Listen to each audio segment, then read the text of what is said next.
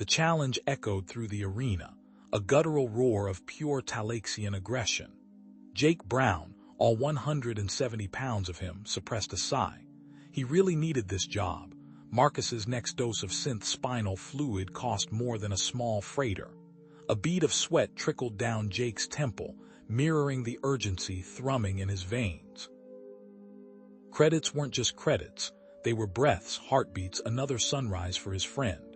He scanned the arena, a vast amphitheater carved from obsidian rock. The air hung thick with the scent of ozone and something akin to wet iron, the lingering aroma of countless battles past. The roar of the Talaxian crowd, a cacophony of clicks, growls, and guttural chants, vibrated through his bones.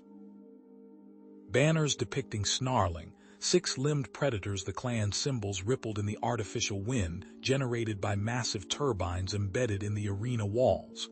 The Talaxians, a warrior culture through and through.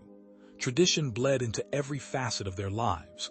Honor, strength, and unwavering loyalty were paramount. And right now, Jake was about to be tested on all three. A figure emerged from the tunnel leading into the arena floor. Lita, heir to the clan leadership, strode forward with the grace of a predator and the presence of a queen. Her blue skin shimmered under the harsh arena lights, intricate tribal tattoos spiraling across her muscular arms. A heavy, segmented blade, easily 5 feet in length, was strapped to her back. She stopped in the center of the arena, her silver eyes, sharp and cold, fixing on Jake. Lita was bound by the traditions of her people, a weight he could see etched into the set of her jaw, but Jake sensed a flicker of something else beneath the surface, a doubt, perhaps, or a weariness with the endless cycle of challenge and conquest. "Human," Lita's voice boomed, amplified by the arena's acoustics, "you stand before me to prove your worth. Your honor, your strength, these will be tested. Only then will my clan deem you worthy of respect, or oblivion." Jake met her gaze, calculating. She was taller, stronger, and undoubtedly more experienced in ritual combat, but he'd faced worse odds. He recognized the tension in her stance, the subtle clenching of her fist around the hilt of her blade. She carried the weight of her lineage, the expectations of her clan. That weight could be a weapon or a weakness.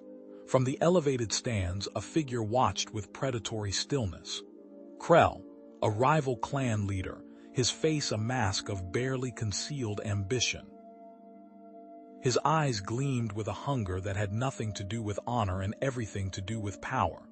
This challenge was more than just a test of strength. It was a play for control, with Jake as an unwitting pawn. Lita raised her blade. "The terms are simple: single combat.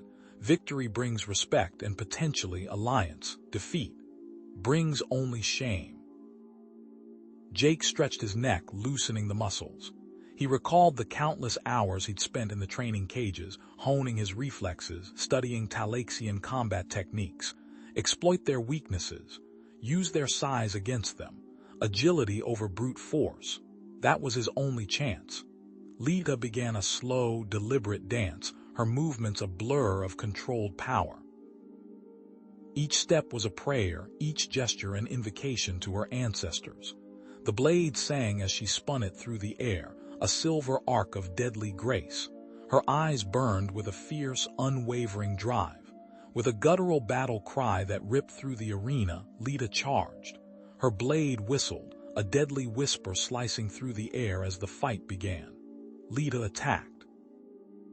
A whirlwind of motion, her bladed staff, the Kester, sang a deadly song as it sliced through the air. Jake dodged, twisting his body to avoid the razor-sharp edge. The air displaced by her strike stung his face. He was smaller, quicker. He had to be. He backpedaled, noticing the slight hitch in Lita's movement after a particularly aggressive overhead swing. A micro-hesitation, barely perceptible, but there. Old injury, Jake wondered, filing it away. Gotta be careful. Lita drove him back, her relentless assault forcing him towards the edge of the packed dirt arena. Each blow of her Kester kicked up dust that choked the air. Jake risked a glance. The crowd was a blur of violet and ochre, their faces tight with anticipation. He was too close to the edge, A tactical mistake on her part. She was overeager. He pivoted, using the momentum of Lita's next strike against her. He ducked under the arc of the Kester, grabbing her wrist and pulling her forward. She stumbled, her weight shifting as she fought to regain her balance. He needed her closer to that spot, the one he'd noticed during his inspection of the arena, that loose section of the arena floor. Lita, momentarily unbalanced, left her knee vulnerable. It was only for a fraction of a second, but it was enough. Jake struck. A precise, targeted kick to the joint, not to cripple but to disable. Lita gasped, her legs buckling beneath her. She went down, the Kester clattering on the hard-packed earth.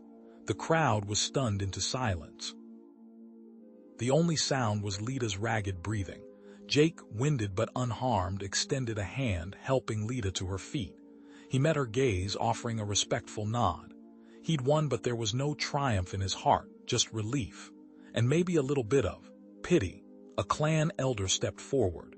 His face was a roadmap of wrinkles, his eyes like chips of obsidian. He was tall, even for a Talaxian, and his voice boomed across the arena, amplified by some unseen technology woven into the very stones. The challenge is complete. He paused, drawing a deep breath. The ancient law is now in effect.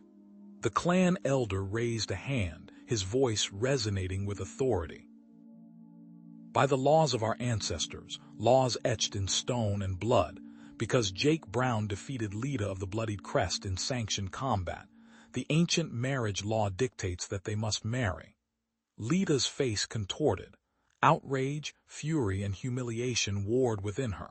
Her violet skin flushed an even darker shade. The clan murmured in disbelief and disapproval. A collective intake of breath rippled through the crowd. Krell, standing near the edge of the arena, observed the scene with a calculating gaze. A thin smile played on his lips. Chaos. This was chaos. And chaos was an opportunity. Jake was utterly bewildered. He looked from Lita to the elder, then back again. Marriage? What marriage? He didn't understand the law, the ritual, or the implications. This was not in the job description. Lita vehemently protested, her voice a raw snarl. This is absurd. This law is archaic. I will not be bound by such barbarity. The elder remained impassive. The law is sacrosanct, Lita. It is the foundation of our society. It must be obeyed. Zara, Lita's advisor, a woman with eyes as sharp as any blade, stepped forward. She placed a hand on Lita's arm, her voice low and urgent. Lita, think of the clan, think of its stability. Your personal desires are secondary. Lita, torn between her duty and her personal feelings, glared at Jake, then at Zara, then back at the elder. Finally, with a visible effort, she composed herself. Very well, she said, her voice tight with suppressed fury. I will abide by the law. For now, in the privacy of her mind, Lita wrestled with the idea of marriage to Jake Brown, a human, an outsider, a male. She saw him as a mixture of resentment for the situation he'd inadvertently caused and a grudging respect for his skill. He fought well, she thought, but this changes nothing. Whispers rippled through the clan. Doubts were sown. Could they accept a human leading them, even through marriage? Could Lita truly lead if she was bound to an outsider? The seeds of dissent had been planted, and Krell would be sure to water them well. The engagement ceremony felt like a brand seared onto Jake's skin. The air hung thick with the cloying scent of lilac blossoms and the low drone of the clan elders chanting in guttural Talaxian. He stood stiffly beside Lita, the ornate Shalvak collar heavy around his neck, a symbol of his ownership, partnership. He wasn't entirely sure, and the uncertainty gnawed at him. The crimson and gold robes felt foreign, itchy against his skin. Lita, beside him, was a statue carved from obsidian, her face a mask of controlled fury. As the chanting reached a crescendo, Krell stepped forward, his voice a smooth, oily counterpoint to the ancient rhythms. Chieftain Lita, he began, his voice carrying across the assembled clan, while we mourn the loss of your father, we must also consider the future. Can we truly accept the leadership of one bound to an outsider, a human? A ripple of unease spread through the crowd. Heads turned, eyes darting between Lita and Jake, whispers like dry leaves skittering across the stone floor. Some openly defied Lita's authority, muttering their agreement with Krell. One burly Talaxian, his face scarred and weathered, spat on the ground near Jake's feet. Lita's shoulders tightened almost imperceptibly. Later, Jake found her in her chambers, the heavy door sealed shut. He knocked, a tentative rap against the plasteel. "Lita, it's Jake." Silence. "Look, I know this isn't ideal, but maybe we can." The door hissed open, revealing Lita's shadowed face. Her eyes, usually so fierce, were filled with a raw, wounded anger. "Leave me, human. You have already done enough damage. My clan is fracturing because of you." The door slammed shut. Later that day, Zara, her face etched with concern, approached Jake in the training yard. "She is struggling," Zara admitted, her voice low. "But Lita is strong. She will find a way. You, however, must understand, the clan is unsettled. You must give her time." Zara paused, her gaze sharp. "And perhaps find a way to be useful. You are now part of this clan, whether you like it or not. Find your strength." Feeling isolated and adrift, Jake did the only thing he could think of. He started to learn. He spent hours poring over ancient Talaxian texts, deciphering the complex glyphs and archaic language. He observed the clan's customs, the rituals, the subtle social cues. He learned about their history, their beliefs, their fears. He discovered that challenges to clan leadership were often settled through ritualistic trials, brutal tests of strength, skill, and cunning. One evening, as he was leaving the library, he saw Krell slip into a darkened alleyway. Curiosity piqued. Jake followed, keeping to the shadows. He watched as Krell met with two off-world merchants, their faces obscured by hooded cloaks. The air crackled with static from their translation devices. "The land rights must be secured quickly," Krell hissed, his voice barely audible. "Before Lita realizes their true value. I can guarantee you access to the Zilak mines if you provide the necessary incentives." Jake frowned. Zilak was a rare and valuable mineral, essential for powering Talaxian energy weapons. If Krell was selling access to the mines to off-worlders, it could cripple the clan. He found Lita in the training arena, her movements sharp and precise as she practiced with her Kester blade. "Lita, I need to talk to you about Krell." She whirled on him, her eyes blazing. "I have nothing to say to you, human." "He's meeting with off-world merchants," Jake persisted, ignoring her icy glare. "He's selling them access to the Zilak mines. He's betraying the clan." Lita scoffed. "Krell is ambitious, yes, but he would never betray his own people. You are trying to poison my mind against him." "I'm just telling you what I saw," Jake said, his voice rising in frustration.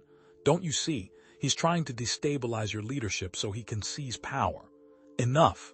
Lita roared, her voice echoing through the arena. "I will not listen to another word. Leave me." As Jake was training the next morning, a shadow fell across the arena. He turned to see a hulking Talaxian warrior, his face hidden behind a Kreshtok mask, a weapon in his hand. Without a word, the warrior lunged, swinging the blade in a wide arc. Jake barely had time to react. He ducked under the blow, his heart pounding in his chest. He recognized the fighting style, clumsy but powerful.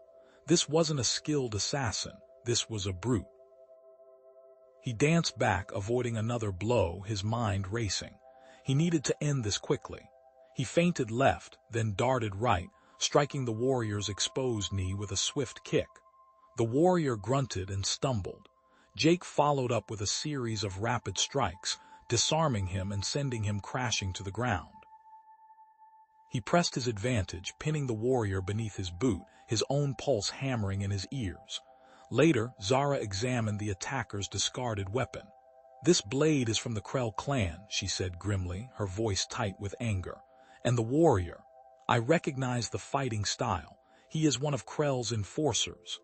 Zara sought out Lita, finding her in the strategy room. "Krell tried to have Jake killed," she stated plainly, laying the evidence on the table.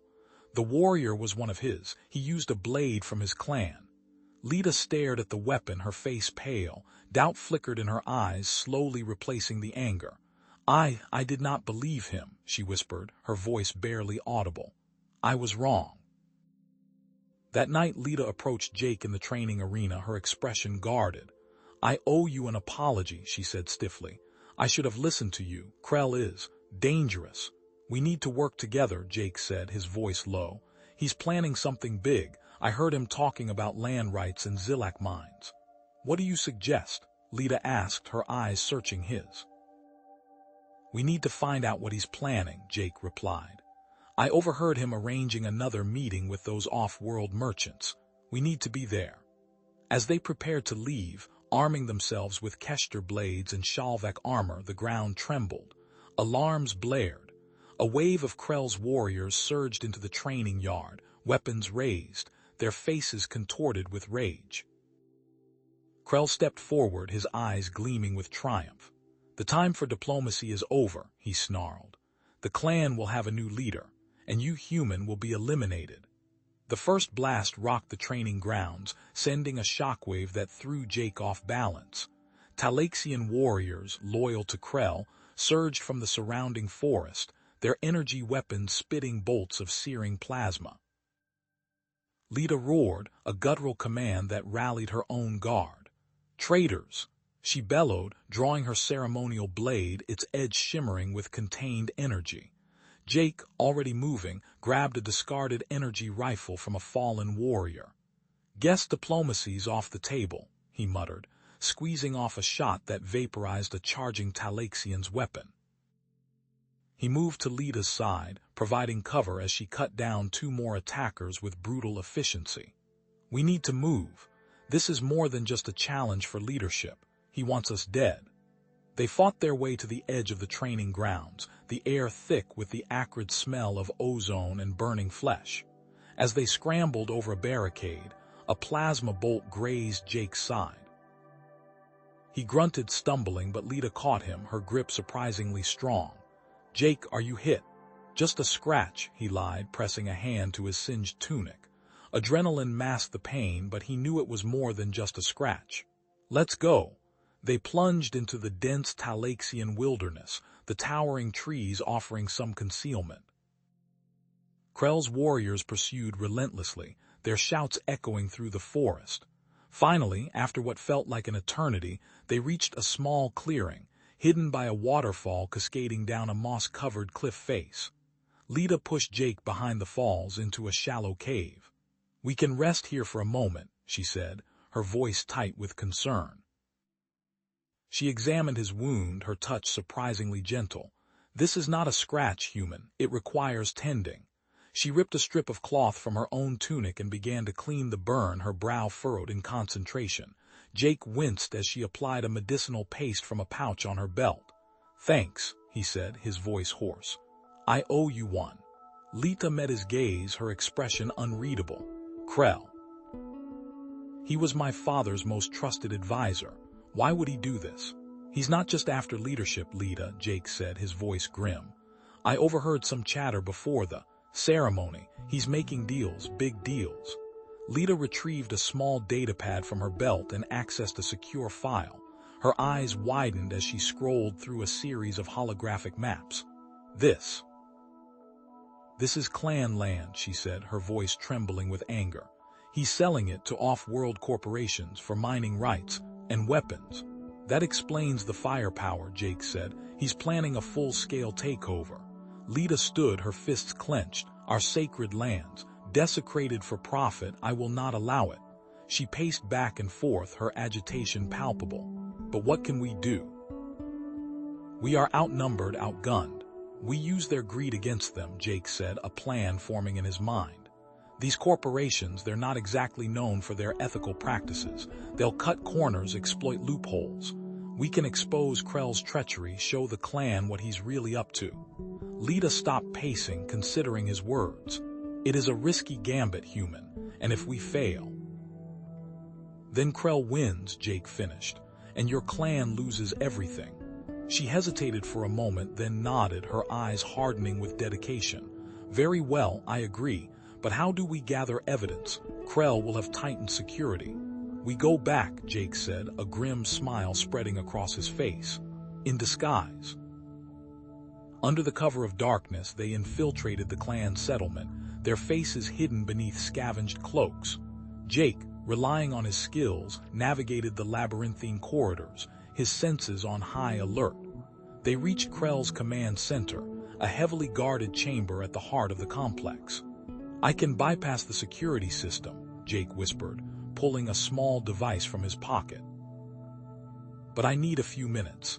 Lita stood guard, her blade drawn as Jake worked. The device emitted a high-pitched whine as it cracked the encryption. Almost there. He muttered, sweat beading on his forehead. Suddenly, a message popped up on the screen and intercepted communication between Krell and one of the off-world buyers. Jake quickly downloaded the file. Got it, he exclaimed. Let's get out of here. They slipped back into the shadows undetected. Back in the safety of their hidden cave, Jake played the message. Krell's voice filled the small space, cold and calculating. The ceremony will provide the perfect opportunity. Eliminate Lita and the human, make it look like an accident. Then the land is yours. Lita stared at the screen, her face pale with shock. He planned to kill us all, the entire clan, for this. Jake put a hand on her shoulder, his touch firm and reassuring. He won't get away with it, Lita, I promise you.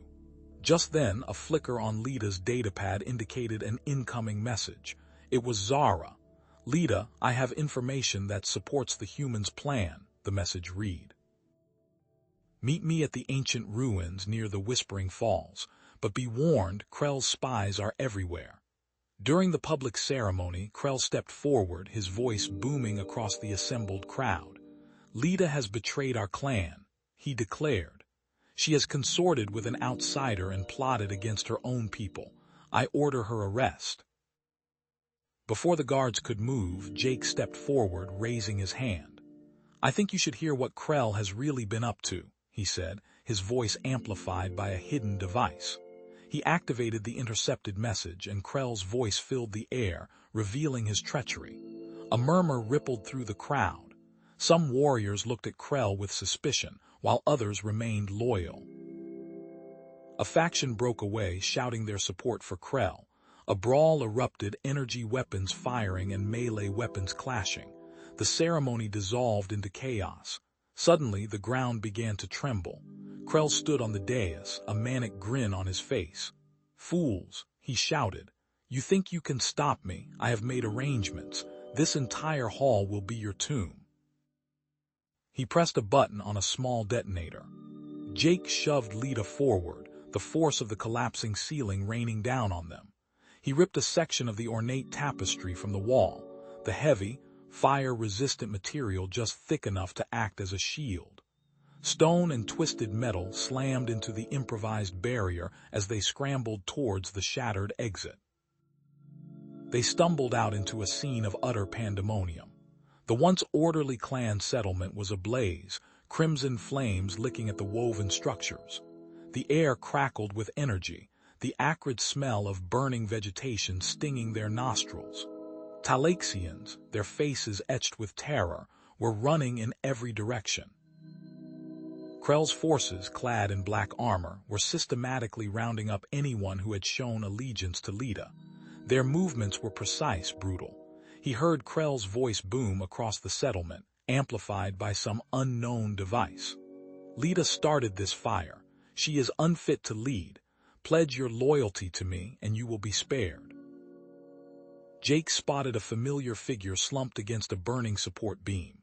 Zara, he pulled Lita towards her. Zara, Lita cried, kneeling beside her advisor. Zara's breathing was shallow, ragged. A dark stain bloomed across her abdomen. Lita, you must get out, Zara gasped, her voice barely a whisper. Krell, he has off-world mercenaries. They're equipped with technology we've never seen. Lita gripped Zara's hand, tears welling in her eyes. Who would betray us like this? Zara coughed, blood trickling from her lips. He used neural overrides on some of our own, forcing their loyalty. Beware, they are among you. She closed her eyes, a faint smile gracing her lips.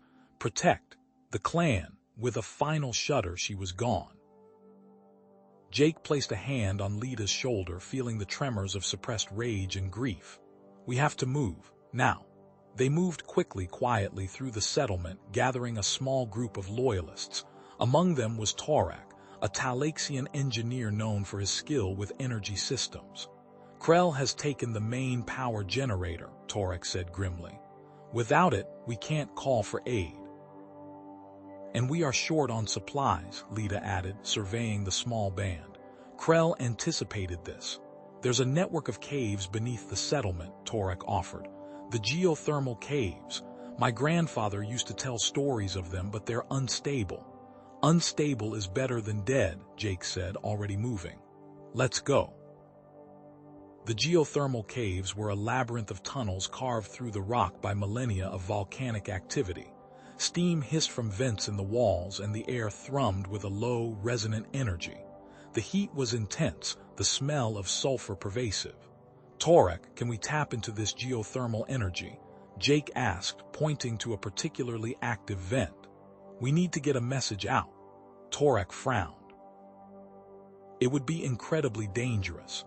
The energy is volatile, unpredictable, but perhaps with the right modifications. Lita, meanwhile, was organizing the loyalists. Krell will expect us to hide, she said, her voice regaining its steel. We will not give him the satisfaction.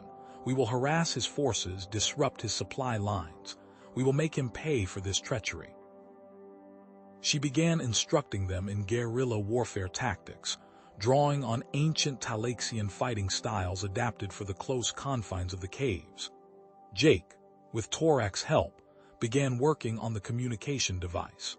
He pulled out a battered piece of Earth tech from his pack, a long-range transmitter he'd salvaged years ago. This thing's ancient, but it might just work, he said, fiddling with the controls. We need a power source, and Torak tells me these vents are just the ticket.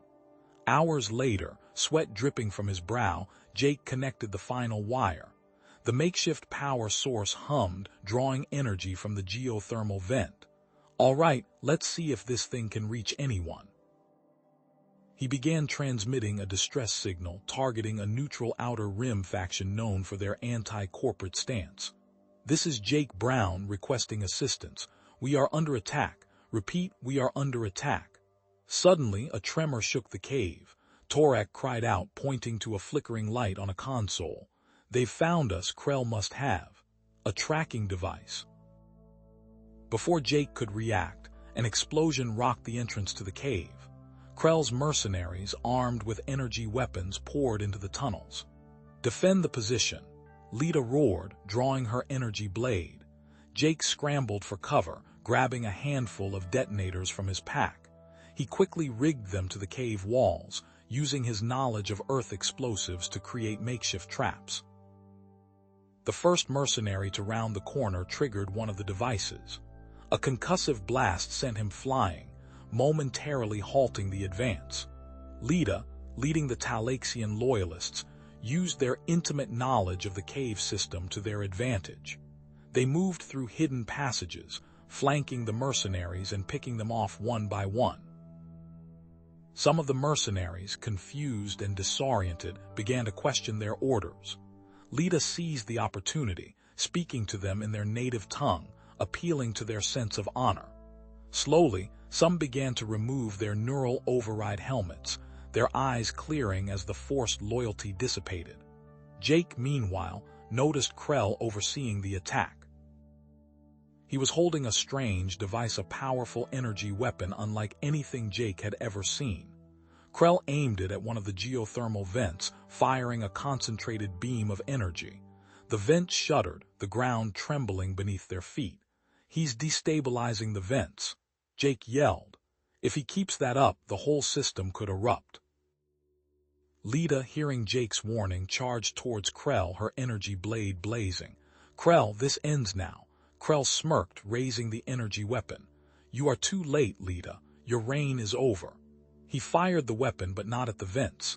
He aimed it at Lita, unleashing a wave of sonic energy. Lita cried out, collapsing to the ground, paralyzed. Such a disappointment, Lita, Krell sneered, raising his blade. I will enjoy ending your line. Before Krell could deliver the killing blow, the ground shook violently. A low rumble filled the air, growing louder and louder. Krell looked up, his eyes widening in disbelief. In the sky above, a squadron of ships materialized, their sleek hulls glinting in the flickering light of the burning settlement. They had answered Jake's distress call. The sky above crackled with energy as Outer Rim faction ships clashed with Krell's mercenary fighters.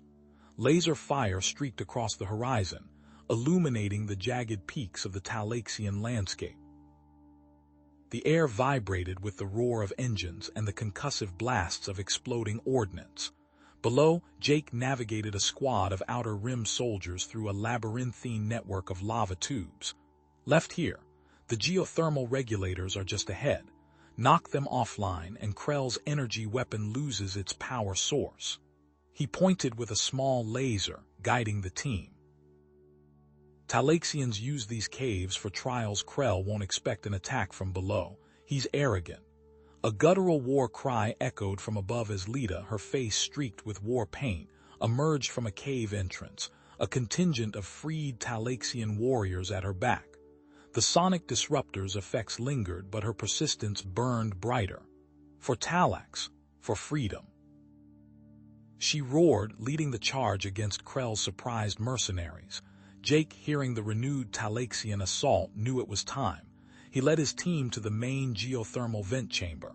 Krell stood before the weapon, frantically barking orders into a comm unit. The air shimmered with heat rising from the vents. "Krell, it's over." Krell whirled, his face contorted with rage. "Brown. You meddling human, you've ruined everything." He gestured toward the weapon. "Soon, this planet will belong to those who understand its true value, corporations who will pay me handsomely." Jake ignored Krell's rant. He focused on the weapon, recognizing its core components. That's remarkably similar to a Mark IV geothermal tap, crude but effective. He moved with practiced efficiency, bypassing safety protocols and rerouting power conduits. "Sorry, Krell, but I know Earth engineering. This tech is downright primitive, but lethal if used incorrectly." With a final snip of a power cable, Jake disarmed the weapon. A surge of raw geothermal energy pulsed outward, bathing the chamber in an intense blue light. Lita, locked in combat just outside the chamber, staggered as the energy washed over her. Her eyes glowed with an unnatural luminescence. Her Talaxian strength amplified tenfold. Krell, momentarily stunned, watched in horror as Lita, now a whirlwind of fury, disarmed his remaining guards with ease. She faced him, her eyes blazing. "Your treachery ends here, Krell." She moved with incredible speed, disarming Krell and delivering a swift, decisive blow that sent him sprawling. Her face betrayed her own shock at the force she wielded. As Krell lay defeated, Lita activated his comm unit, broadcasting his confession to the entire clan. "Talaxians, hear the truth. Krell has betrayed us, selling our land and resources to off-world corporations for personal gain."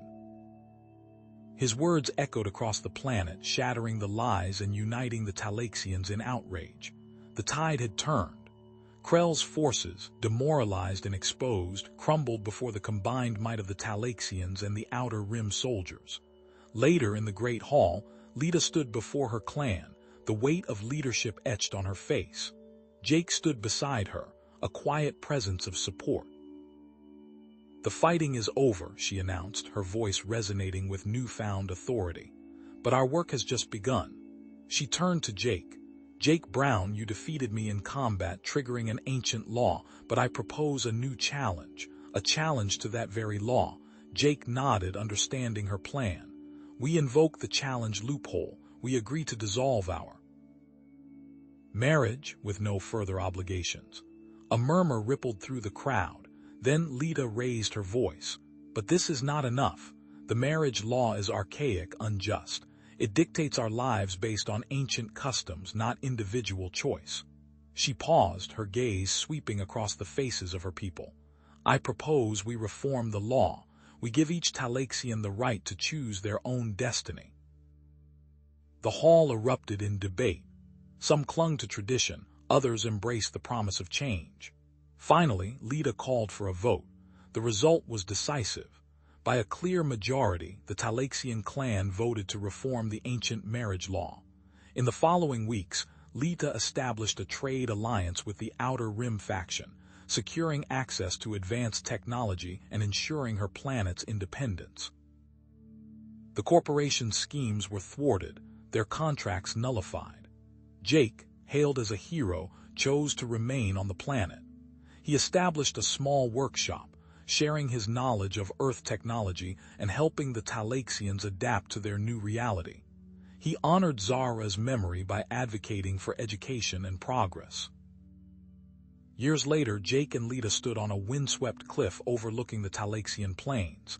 The landscape was dotted with new settlements powered by clean geothermal energy. The air hummed with the sound of progress. "You've done well, Lita," Jake said, his voice filled with admiration. "You've led your people into a new era." Lita smiled, a genuine, heartfelt expression. "We did it, Jake, together. You showed us that there is more than one way to live. That tradition should not be a cage, but a foundation upon which to build a better future." They stood in comfortable silence, two friends, two leaders, bound by a shared history and a common vision. The Talaxian clan thrived, a testament to their courage, their ingenuity, and their unwavering commitment to a more just and equitable society.